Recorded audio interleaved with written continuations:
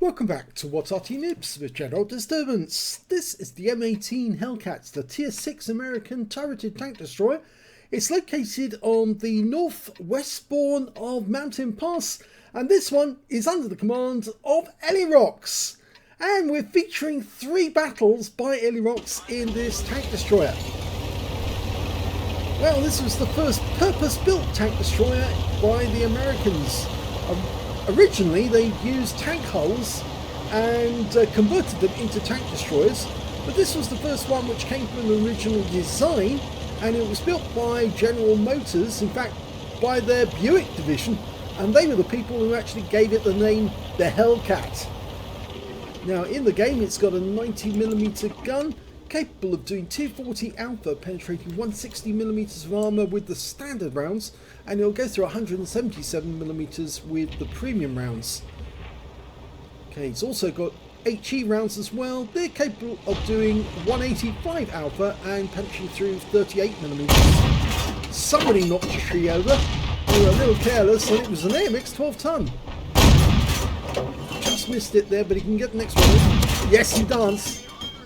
Only 105. Just check, is he using the 70? Oh, he's using the 76mm in this game, which is actually the original gun that was used by the Hellcats, and that Jackson was the only original 90mm armed tank destroyer, and I'm afraid he just died trying to cross the bridge, and I suspect he actually got killed by the heavy tank number 6 down in the ice road. Now this is going to be an interesting game, because with the 76mm gun you've actually got quite a bit faster on the fire rate. He's got 2.87 seconds. If I remember correctly, it's something like about 3 seconds for the standard reload. But the 76mm armed Hellcat is the original version that was built. Only one Hellcat was ever given a 90mm gun, and that was at the proving grounds at Aberdeen, just to test and see if it worked, and they didn't build any more of the Hellcats with 90mm after that. So we have to assume that they didn't like it, they thought it wasn't any good. But the Hellcat itself was a really brilliant tank destroyer, and they built 2,507 of them, and it's still one of the most sought after tank destroyers or World War II vehicles that anyone can buy, because it's the fastest, America was the fastest track vehicle in the entire Second World War. In fact, it was so good, the turret and the gun, that the Taiwanese actually built the Type 64 based on the old Hellcat turrets. They just took the turrets, mounted them on an anti-aircraft gun, and bingo, you've got yourself a brand new light tank. Okay, he's pulling back to use the bush mechanic. Should be able to get some good shots on these guys. Yep, T-52 takes them round. Even with the 76mm gun, it's still a very powerful tank destroyer. You see it's just carving through the armour of these guys. No trouble. Say 115 alpha, and he's getting some decent shots on these. High and low rolls. That's a high one. That's a high one. That's a kill shot. Oh, he's tearing through that T-52 as if it's a knife through butter. Guy's got no chance. He's gone. That's 2 kills. Even the M6 with his efficient armour is not going to stand these shells, and he's had to pull forward to see where the enemy is, but that heavy tank number 6 is now going to get wiped out. He hit the tracks with that one. Go for the M6. That's better.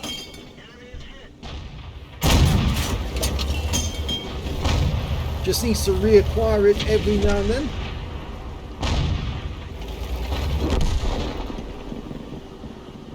He's doing a fantastic job here, because the team is down by 5 tanks at the moment.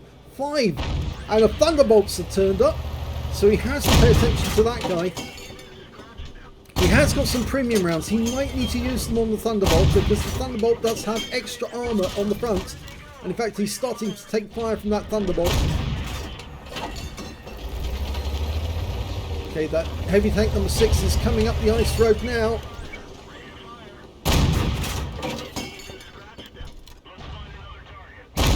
Yep, got him this time. And he's carving through the M6, but he's running low on APCR. One more shot to kill the M6. The Thunderbolt's still there, but he can get rid of that heavy tank number 6, the M6 rather, and he does. So now he can focus on getting rid of that Thunderbolt. And in fact, actually, they've turned the tables around, because they were 4 tanks down, if you remember, and now they're 1 tank above. All thanks a lot to Elirox, because he's the one who brought down the enemy, and the Budgie just takes out the Thunderbolt with his better gun. I hope that's the dirt one with the Budgie. And you see the enemy Arty is responding. They've only got 1 Arty, it's an M44. There's a box tank the other side. The Tiger 131 and our team has found him. Might be a good idea to quickly get across there and shoot him in the rear.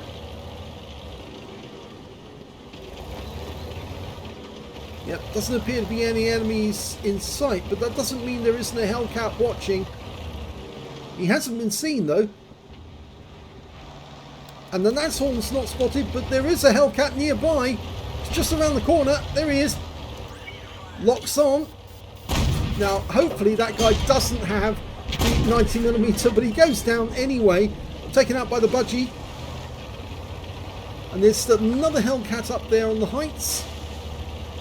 But he's being surrounded, so it's just the box tank that we have to worry about at the moment.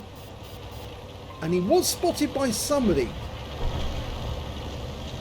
Now, I wonder who that was.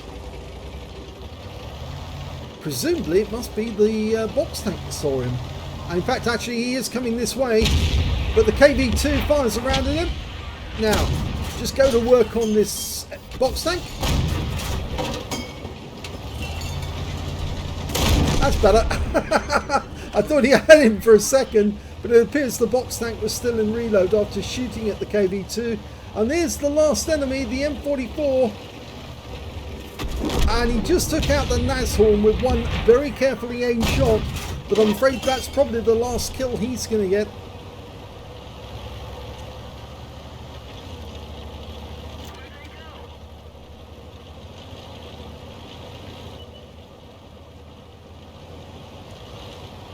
Yep, the Budgie's probably going to get him. Yep, he did. And that's game. So they turned this game around completely to a victory. Let's have a look at the second battle.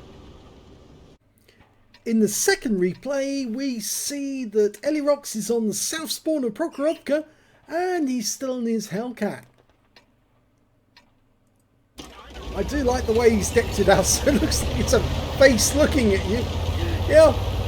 Anyway, what can I tell you more about the Hellcat? Well, they started development in 1942, and by April 1943 they had the first prototype built, and they took it out for testing and thought, ooh, this was good. In fact, one of the things that makes this tank so successful is the engine. It's a Wright Continental R975 radial engine, 9 cylinders, with 16 litres of engine capacity, and it's capable of generating between 350 and 400 horsepower. Well, looks like Elirox is trying to knock that tree down using the HE rounds. I've seen other people do that. They aim for the base and knock it down. But we've got our first enemy vehicle in sight, and he's loaded a standard HE round. And this time round, still got the 76mm gun. And just aimed that one ahead of him. Well, he did pick up some damage assist and spotting assist off that one. Now, the engine was actually a very good engine, because it's not only light but generating a huge amount of horsepower for the weight of the vehicle. It wasn't that heavy. It was only about 22 tons in total. And that was with a 76mm gun and a 1/2-inch Browning with 800 rounds of ammunition. As I said, there was 45 rounds of standard 76mm. He's blind firing the bushes at the moment.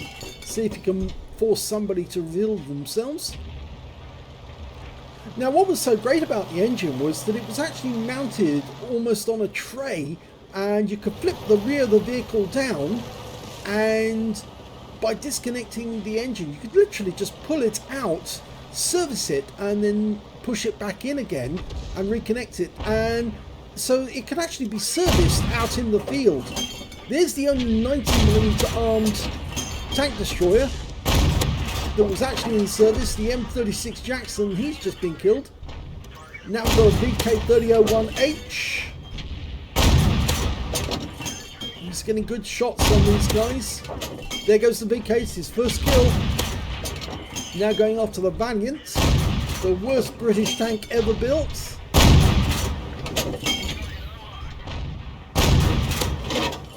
One more. Oh, he just missed out on the kill there. And we've lost our Thunderbolt. Yeah, it wasn't just the engine that could be slid out and serviced in the field. They could also do the same to the gearbox or the transmission, which is actually in the front of the vehicle. So all they had to do was undo the front, slide the transmission out, service it, and put it back in again. So all in all, it was one of the vehicles, the few vehicles that could actually be serviced by the engineers out in the field. And he's found a KV2, pulls back to use the bush mechanic. Being able to service the engine in the field kept it operational for longer. Most of the M4s, if they wanted to be serviced, they had to be taken back to the depot for the motorpool guys to actually start working on them. He's got his second kill. T-34 out in the field. He can probably get this guy. Oh yes! One shot! So that's 3 kills now. So the fact that it was so flexible, and with a 5-man crew, there was more than enough people to actually help fix the thing. Now that Excelsior has got the side of the vehicle, which, as you know, is the weak side of the Excelsior. The front and the rear are really tough, but the side is very weak, and he's just going straight through that guy. And that's his 4th kill.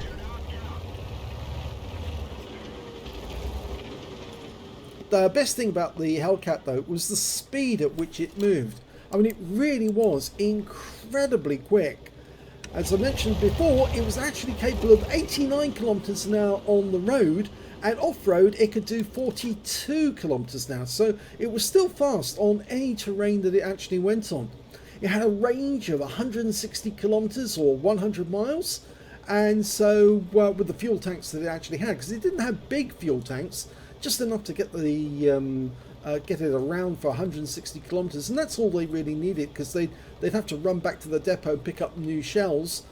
But it was really effective as a tank destroyer, and even with the open cockpit, which of course makes the Hellcat susceptible to HE fire or to artillery fire, it was still very, very good. And that's despite the fact that it had very thin armour, only 12.7 millimeters, which is half-inch armour on the sides, on the front, and on the turret it had 76.2 millimeters, 31.8 millimeters on the side, and 12.7 on the rear. So half-inch on the rear, and there's the counterbalance on the rear as well, as you can see there.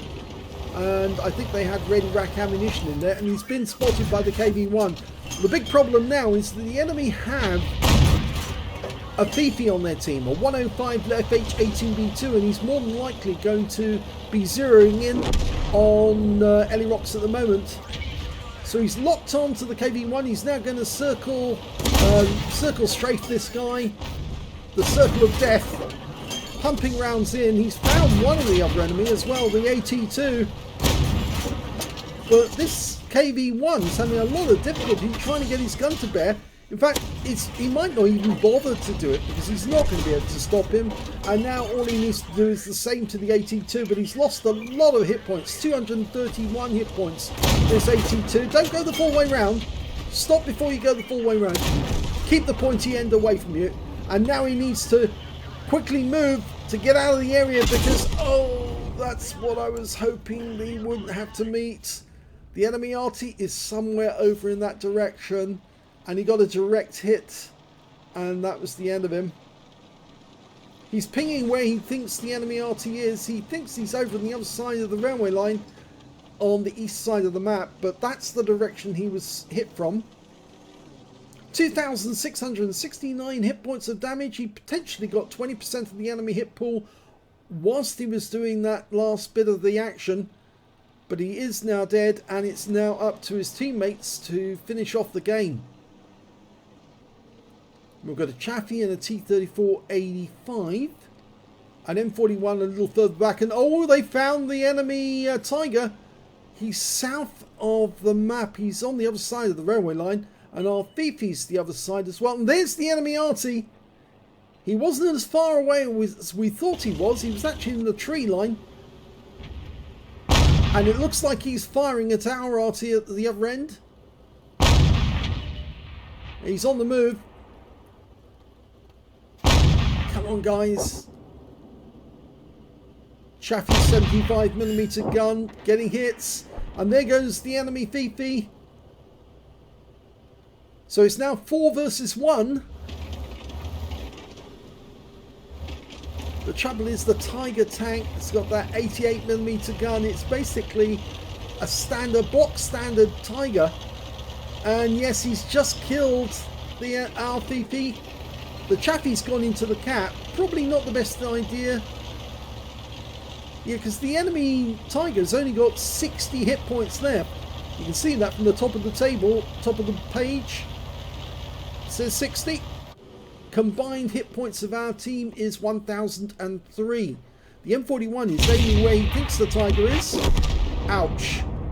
Well, the Tiger could see him after he fired and fired one round in, and I think actually he wasn't fully concealed when the Tiger shot.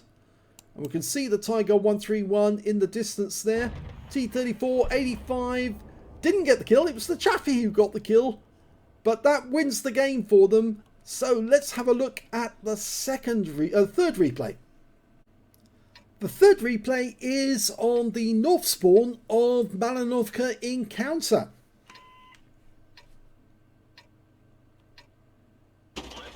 Okay, we're underway. You can see Elirox has got 2 marks of excellence on the barrel of his M18.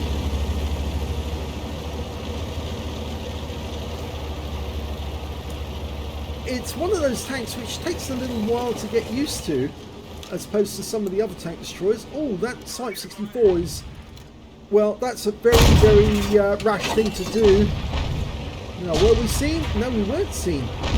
I think he's come over this side of the map to try and spot our team, which is why Elirox pulled back straight away to avoid being spotted. The Type 64 is exchanging fire with the T-71BA. We've got an AMX 1375. He's come up on the ramp. And the enemy Type has been killed. But we're now shooting at the other enemy tanks that have moved up. There's the setter. Now he's still using the 76mm gun, which is the stock gun. And he's got a kill. So that's his first kill of the game.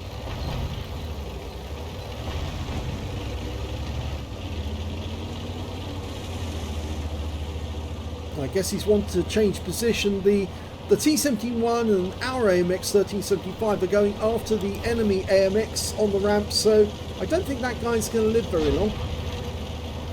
Yeah, and he's gone. He's out the game. But in the meantime, Elirox is going into the bush, right in the corner of the map, and this is actually quite a good position. You can spot the enemy, but he's been spotted by that IS, so he can't stick around. Because if he did, the thin armour would actually mean he'd end up dying fairly quickly. So instead he's decided to escape and evade. Oh, didn't look where he's going, went straight into the 45-2P. It's a good job that team damage has been taken out of the game, because if collisions like that actually lost you hit points, he might have been put out of the battle by his own teammate. Another reason why it's helpful to actually use your right hand mouse button so you can turn your view back to where you're driving whilst keeping the gun pointed to the rear.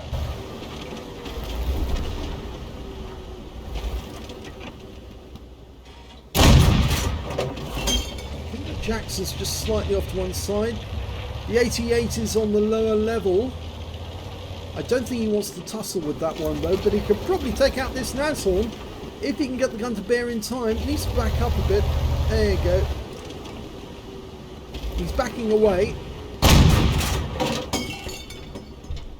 I think that's hitting something. There's the Jackson right up on top of the hill. Nope, can't get a solution.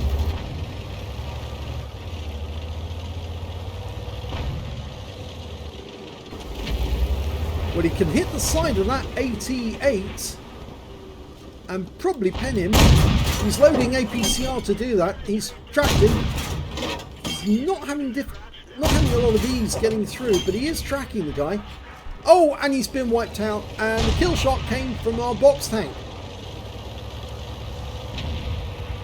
Now, the 45 TP is the last tank left up on top of the hill. So instead, Elirox has decided to try and cover the killing ground, and he's used knocking the trees down to actually provide him with a cover and turning the vehicle so he can actually make a good escape if he needs to. He needs to get a bit closer to spot the IS. There he is. Just the top of his turret is actually showing, so can't aim for the body of the tank because that's not showing. Needs to aim for the turret. It's a one shot. Oh, got him this time. In fact, actually, he came out of the dip, which made it easier for him to get the kill shot. There's still a KV2 up on top of the hill, though. And I don't think he wants to venture up there, because if he did, I think the KV2 might be able to one-shot him. Literally. And there's the KV2 in the distance. And, oh my gum! The SU-100 just wiped him out. So now he can go up on top of the hill if he wants to. The Jackson might be the only one up there. The scores are even at this point. And we are now capturing the base. We've got a Super Hellcat down on the west side. He should be able to cover that G2. I have the feeling that Elirox wants to do that himself. And there's an E25 over there as well.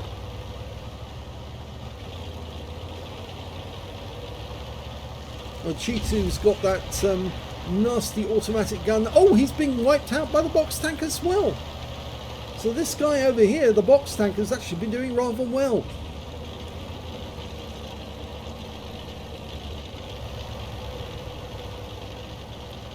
Well, he's not been spotted by anyone. So it could be that the Jackson is not up on the hill. I'd be inclined to cut across the underneath the cliff, right at the bottom of the cliff, and get to the enemy side that way. There's plenty of places you can actually dip in for cover at the other side. I think he wants to spot the enemy from right up on top of the hill though, which will make it easier for him to get some shots at the guys who are just further down the hill. The only worry is he might come into that Jackson. Okay, he's spotted an Easy 8 who knows he's been seen, but he doesn't know by whom. He's just spotting for the moment. And that Easy 8 is going towards the cap, so yes, he probably does need to interfere with that guy and stop him from getting there. He's trying to use the bush mechanic. Oh, but lost sight of him. Is that going to cost him? Well, the A46 in the cap is getting hammered. But the Easy 8 has been killed. But sadly, we've lost our SU-100 to their E25, and now we've got the Jackson. Okay, can he get shots on this guy without him knowing? In theory, he should be able to spot Elirox from that far away, but he just appears to be oblivious to what's going on. He probably doesn't realise who actually spotted him. And Elirox is trying to put bushes between him and the target. He's auto-aiming on. Gets one in. Unfortunately, he has to pull back over the ridgeline because the Jackson appeared. There he is. He's headed for the cap as well.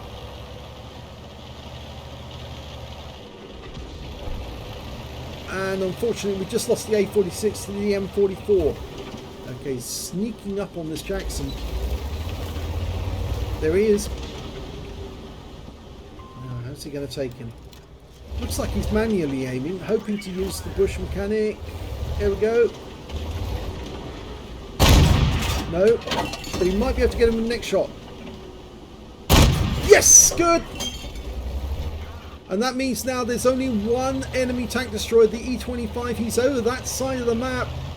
And he looks like he's probably after our Arty. And they're both together, which is bad news because there's two enemy Arty on their team, a GW Panther and an M44. And when the Arty are so close together, if you spot one, you'll probably spot the other. It's very easy to work out where they are. So he's now hunting an E25. Not the best set of circumstances. We know the E25 is over this side of the map. We're certain of it. He killed the SU-100 who was on this side.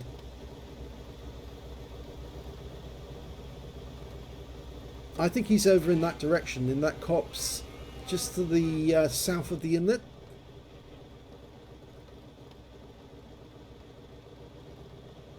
Grid square B1.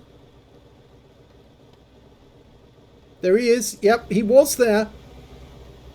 Slow turning turret, and he has to go after him because he's gone into the dip now, and he's managed to get the M44, but he did get stunned, and he's lost hit points, which makes him a 3 shots, maybe a 4 shots, but he is going to be vulnerable. Remember, this is a fast tank destroyer, and the E25 is fairly weak. He could have ram killed that E25, no problem at all, but he's going to try and shoot him and circle strafe him. And he got some ram damage there off the E25 when he accidentally ran into Elirox. The gun was working against him near the ground.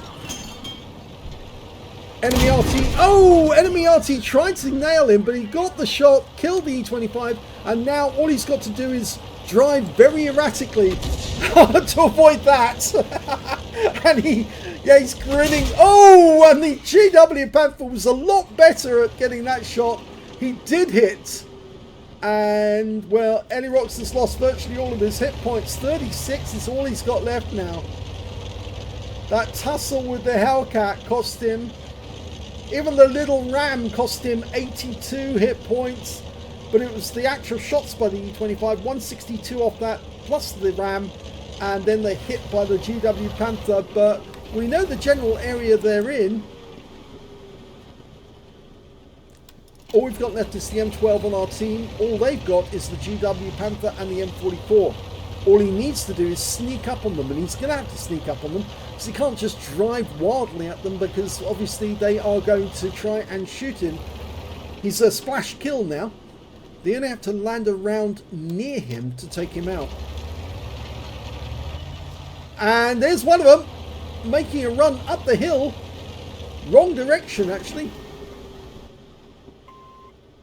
Okay, he's highlighted that guy for the M12. And the M12 is listening. Nice when your teammates are working. Oh, he got the kill! The M12 got revenge. There goes the M44. Now he's just got to find the GW Panther. There was only 2 Arties on the team, so if he can let the M12 get the kill on the GW Panther as well, that will give him a counter battery. Now his 6th sense hasn't gone off, so that GW hasn't spotted him yet. And if I remember correctly, the GW doesn't have a great view range. This tank has a view range of 370 meters. I think the GW has a view range of something like 260. So he's going to spot the GW unless the GW's got very good camo and is hiding in a bush.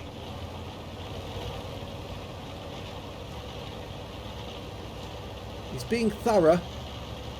checking over this side of the battlefield first. You've only got 2 minutes 30 seconds. Doesn't want this one to be a draw, but I think he's over there in the wood. He's somewhere along the K line or up the 0 row, or is it the other way around? K row and 0 line.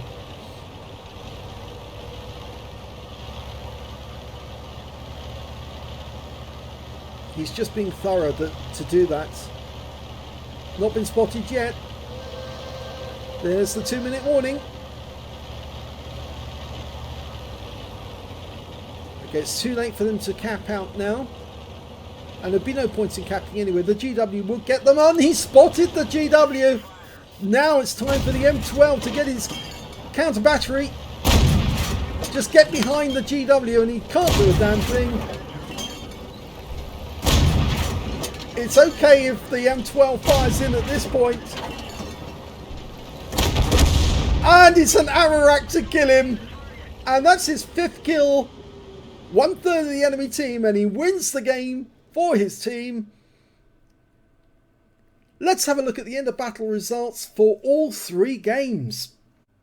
And here's the end of battle results in the first game on Mountain Pass. He got a first class tanker from that game, a fighter badge for getting at least 4 kills. He ended up with 5. A sharpshooter for getting 10 or more consecutive shots on the enemy, and a master gunner for getting 5 armor penetrating shots in a row.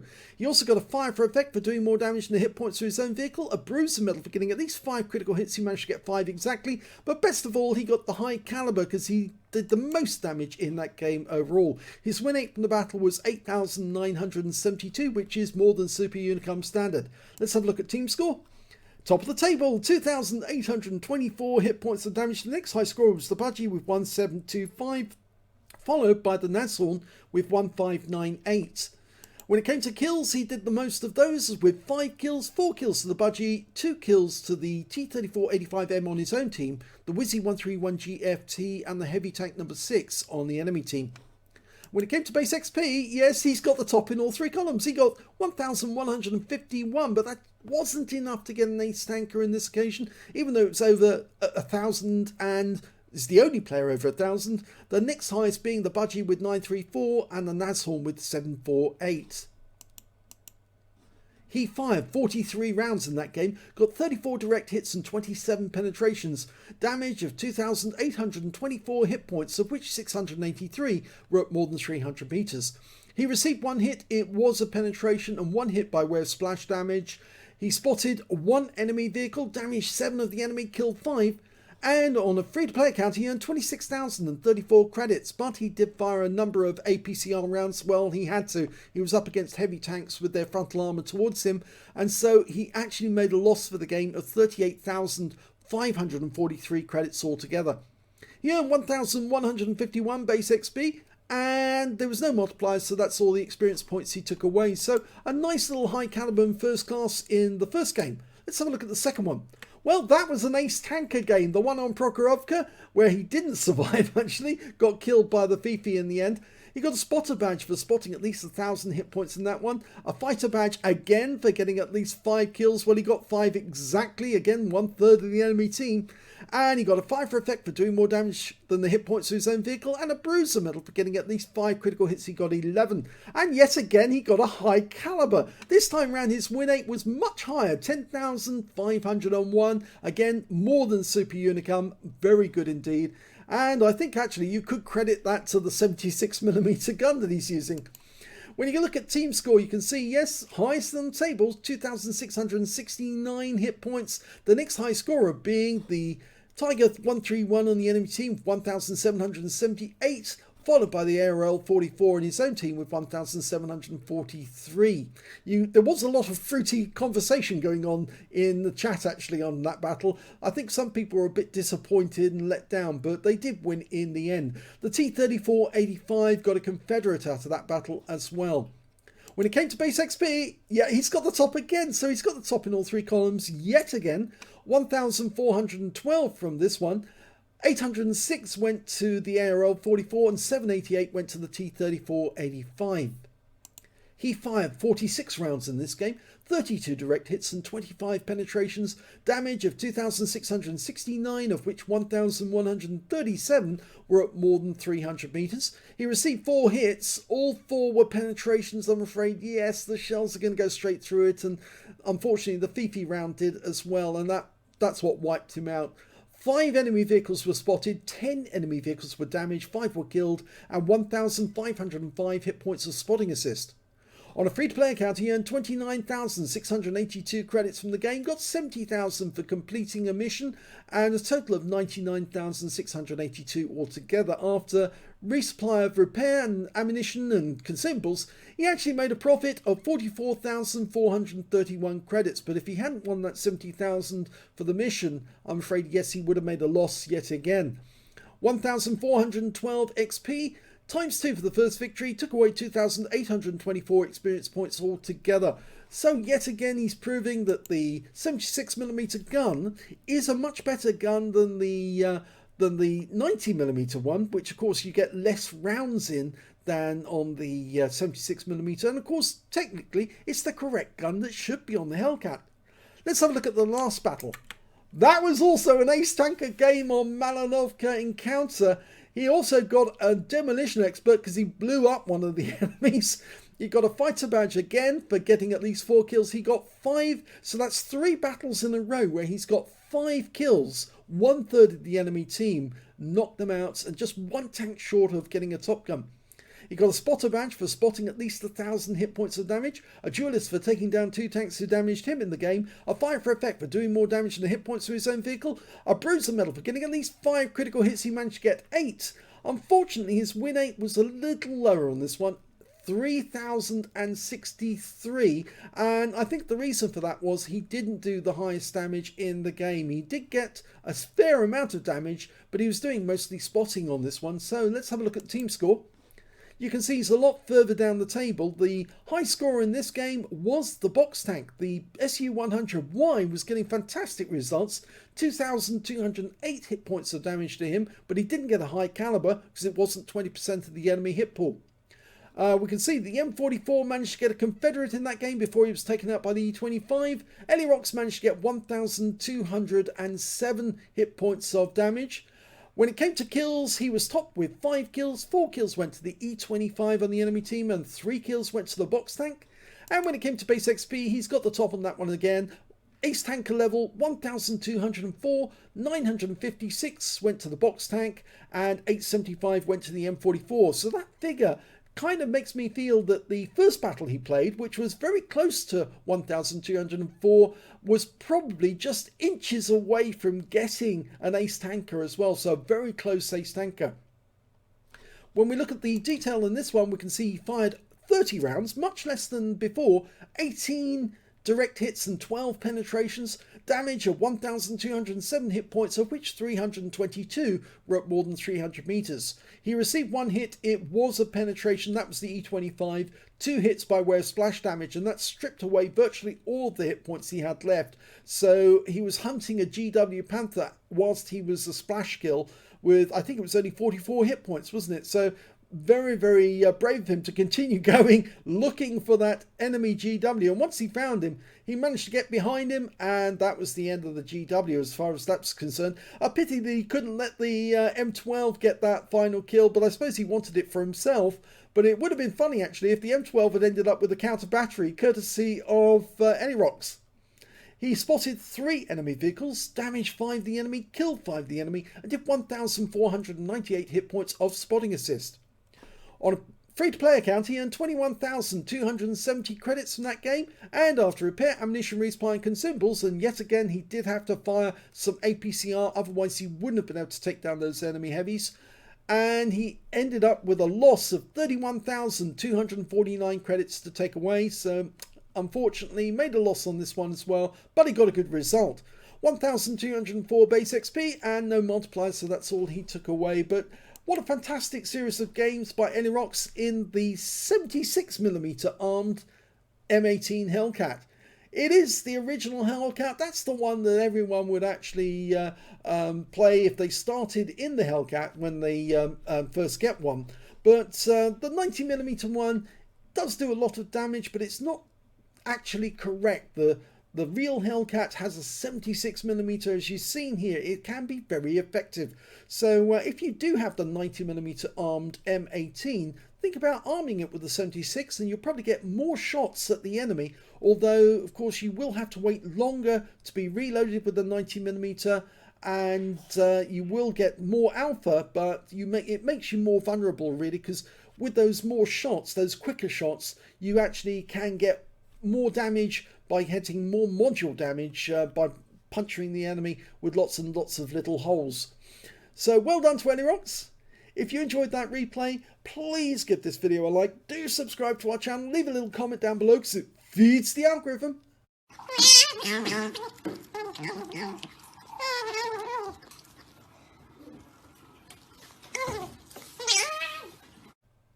And thank you for watching.